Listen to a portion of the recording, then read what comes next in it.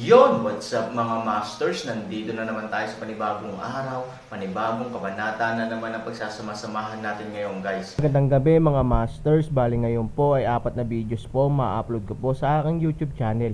Tama nga mga masters, 4 na videos nga po ang ma-upload ko po.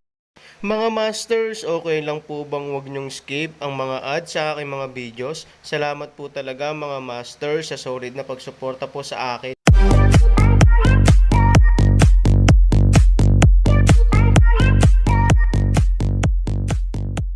Bali mga masters, kung bago ka pa lang po sa aking YouTube channel, please click the subscribe button, lalong-lalo na po yung notification bell guys, para maging connected pa rin tayo sa isa't isa at maging updated kayo sa mga susunod ko pang video. Bali mga masters, bago natin umpisahan ng kwento ay mag-shoutout po muna tayo para sa mga solid nating tagapakinig. Shoutout kay Robert Tolentino at shoutout kay RB Tuya. Yun na nga mga masters, no? Bali hindi na ito patagalin. In 3, 2, 1, let's go!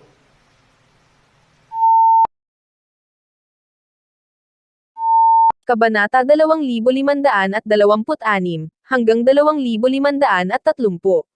Napakakomplikado ng mood ni Zeman Jean. Sa isang banda, nag-aalala siya na susundan ng pamilyang Zeman ang Balang family dahil dito, ngunit sa kabilang banda, umaasa siyang makakita ng digmaan sa pagitan ng Aaron at Emperor Zun. Pagkatapos ng lahat, ang ganitong uri ng bagay ay hindi kailanman nangyari. Nais niyang makita kung ang kamahalan ng emperador ay maaaring mapuko, at kung ano ang mga kahihinatnan. Kahit siya ay gustong makitang baguhin ng Aaron ang umiiral na pattern ng Imperial Court.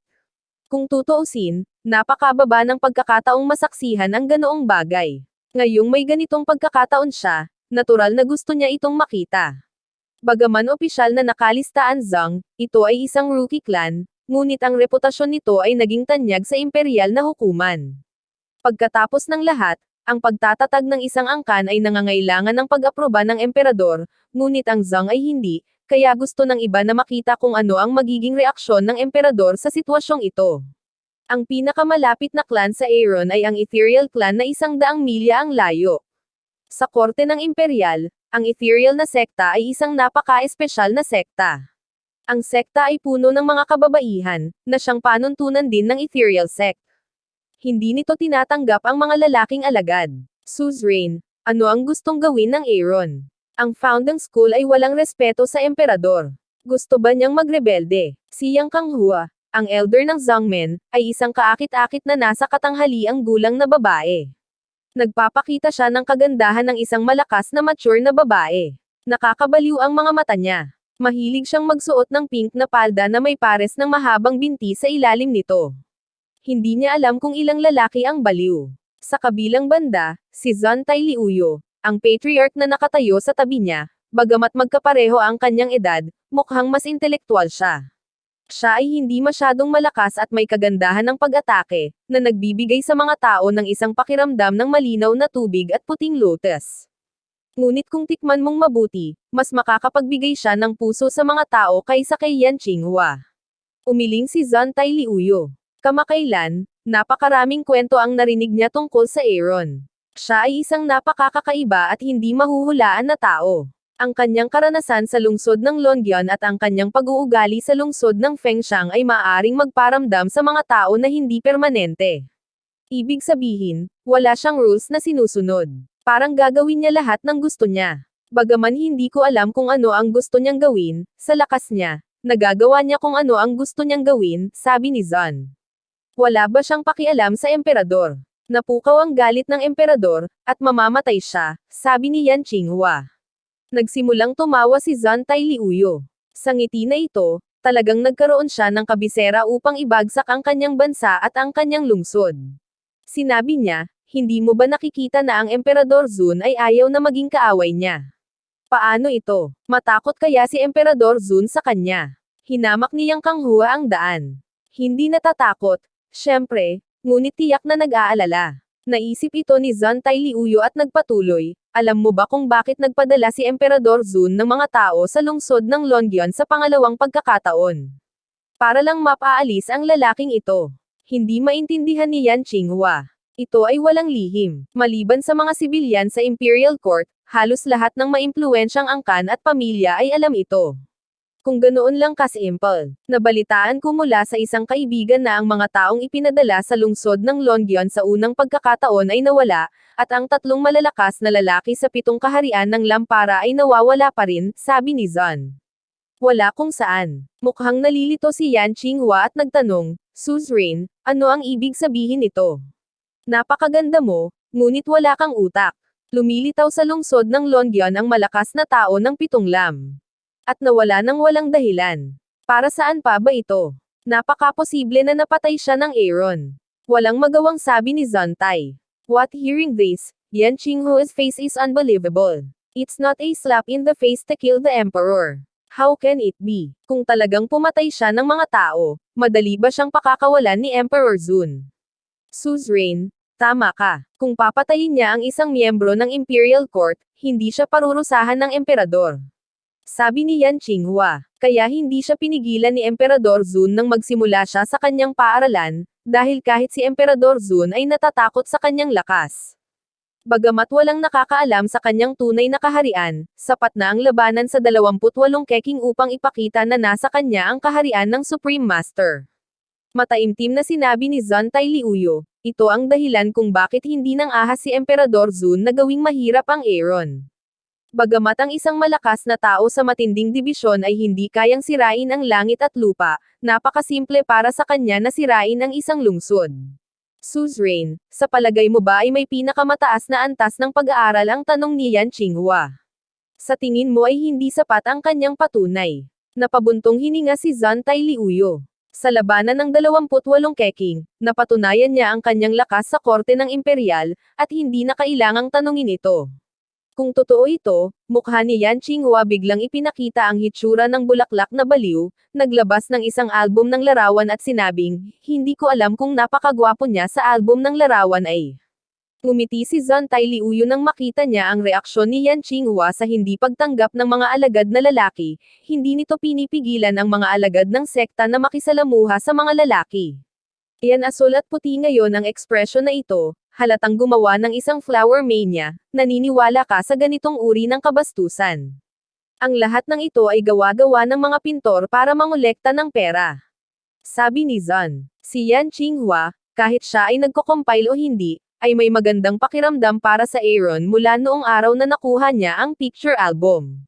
Nagsimulang magtatag ng paaralan ang Aaron. Ang dahilan kung bakit niya ipinakita ang kanyang pagkasuklam ay dahil siya ay nag-aalala na si Aaron ay mamamatay ng bata dahil sa pangyayaring ito, ngunit ngayon, dahil alam kong siya ang may pinakamataas na antas, hindi na kailangang mag-alala ni Yang Qinghua kahit na hindi nasisiyahan si Emperador Zun sa kanya, natatakot ako mate at tago lang sa puso niya ang dissatisfaction na ito hanggat hindi siya pumupunta sa Huanglong Hall, walang magbabanta sa buhay niya, sa opening day ng 3,000 cases, dapat tayo maghanda ng malaking regalo. Pagkatapos ni Yan Qinghua, hindi na niya hinintay ang sagot ni Zontay Liuyo, kaya diretsong umalis si Zontay Liuyo. Gayunpaman, kung gusto niyang maging masyadong malapit sa Zhang nagpa siya pa rin, Zhang ay walang pangalan at masyadong malapit kung ang emperador ay hindi nasisiyahan, ito ay hindi magandang bagay para sa malabo na si Zhang.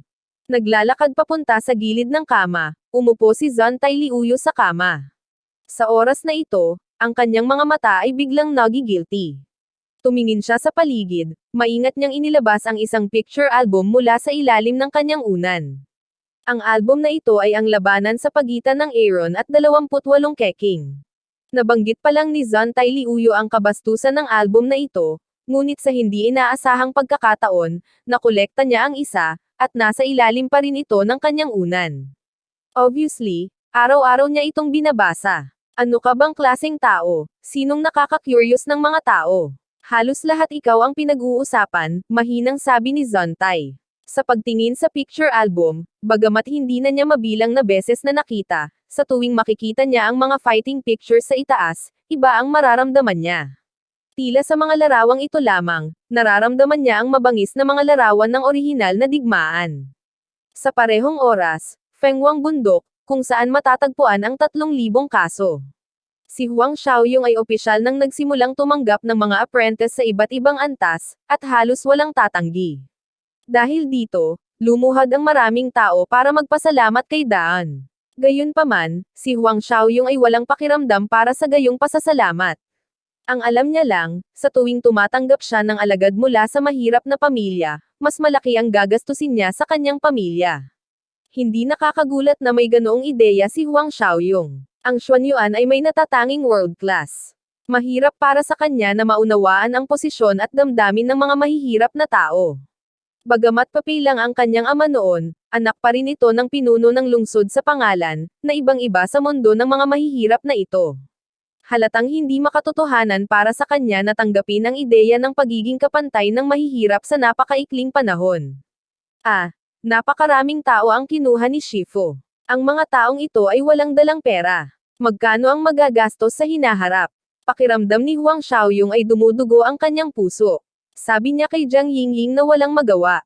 Kung mayroon kang anumang mga opinyon, maaari kang pumunta sa kanya at sabihin sa akin kung ano ang silbi.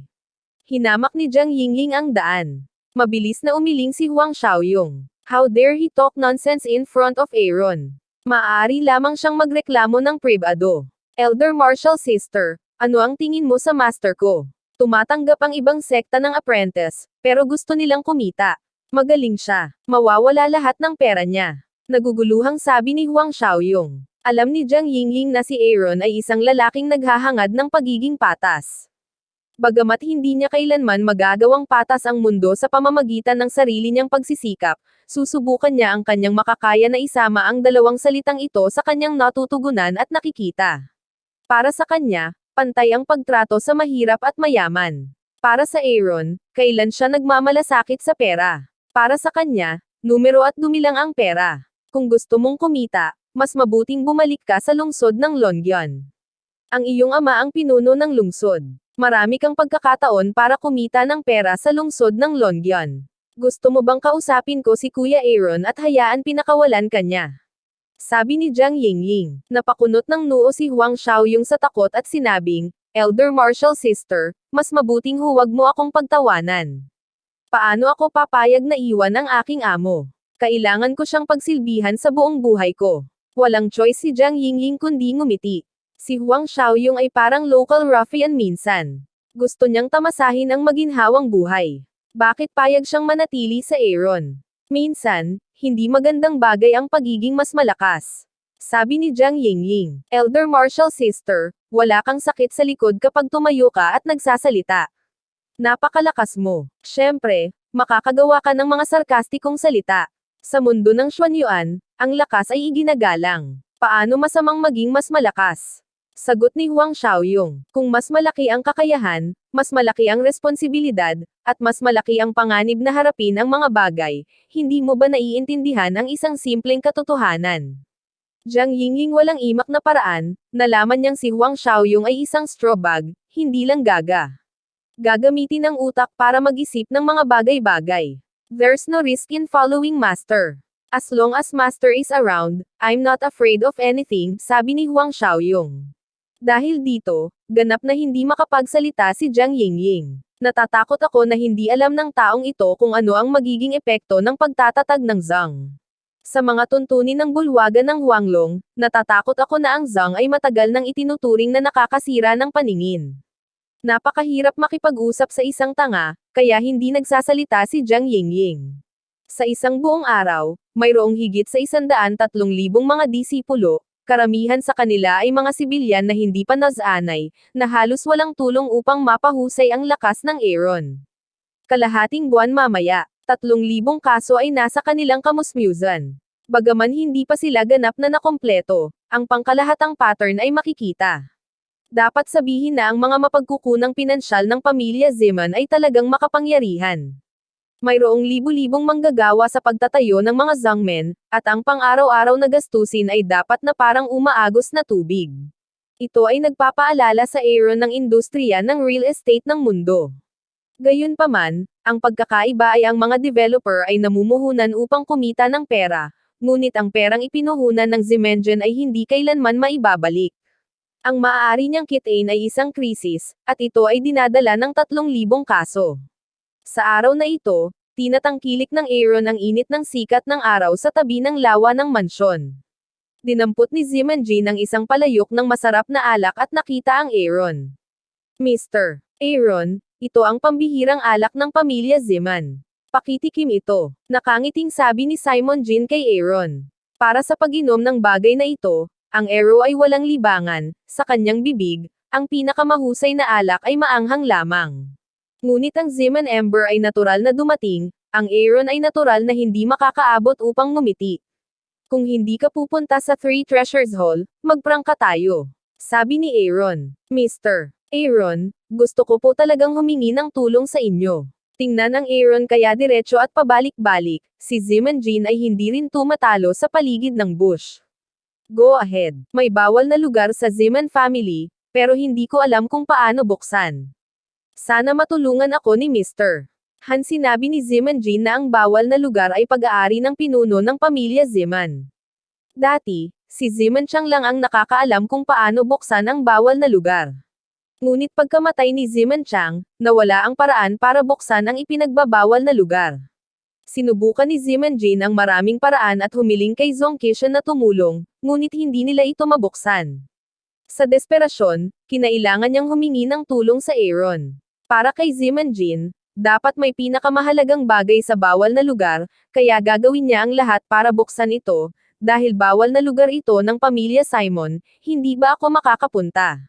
Ang Aaron ay kalmado sa panlabas, ngunit ang pag-usisa ay bumangon sa kanyang puso. Bilang unang pamilya sa Imperial Court, dapat maraming magagandang bagay kung mayroong isang lugar na ipinagbabawal. Baka makita niya ang mga bagay na ito, maaari itong sinabi na ang lahat sa pamilya ng Zeman ay kay Mr. Han. Paano ito magiging masama kung gusto ito ni Mr. Aaron? Si Mr. Aaron ay matalinong tao. Dahil gusto niya ng tulong, hindi siya makakatulong ng walang kabuluhan, kaya matagal na niyang naisip na maaaring piliin ng Aaron ang mga bagay sa loob. Aaron kilay ang isang pick, at matalino ang mga tao na makipag-usap ay simple, maraming mga salita ay hindi kailangang pumili, alam din niya kung paano gawin, kung ganoon, ipakita sa akin. Sabi ni Aaron. Yun na nga mga masters, no? Bali panibagong kabanata na naman yung natapos natin ngayong gabi. Muli, maraming salamat po talaga sa walang sawang suporta po sa aking YouTube channel na talagang inaabangan niyo po ang bawat upload ko po. Bali mga masters, magkita-kita ulit po tayo bukas ng gabi at ngayon po ay magpapaalam po muna tayo. Bali mga masters, bye-bye!